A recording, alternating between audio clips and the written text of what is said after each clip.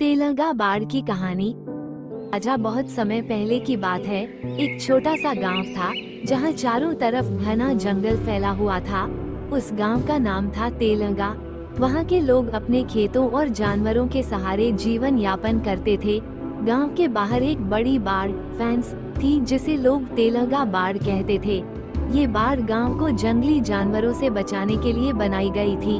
गांव के बीचों बीच एक बूढ़ा दरबान रहता था जिसे सब बूढ़ा रक्षक कहते थे।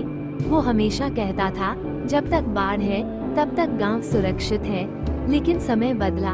एक दिन गांव में एक नया आदमी आया, लंबा, ताकतवर और आंखों में लालच की चमक। लोग उसे जंगल कट राजा कहने लगे क्योंकि वो हर जगह पेड़ काटता और जंगल खत्म करता था ताकि वहाँ ईंट, सीमेंट और मुनाफे की दुनिया बसा सके। उसने गांव के लोगों से कहा, ये जंगल तो बेकार हैं, इन पेड़ों से कुछ नहीं मिलेगा। मैं यहाँ सड़कें बनाऊंगा, बड़ी बड़ी इमारतें बनाऊंगा, तुम्हारा गांव शहर बन जाएगा।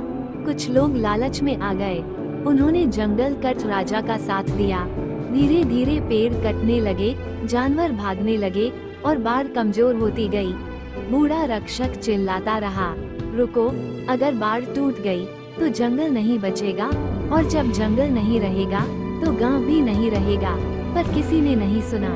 एक रात बाढ़ टूट गई। बचे हुए जानवर डर के मारे भाग निकले।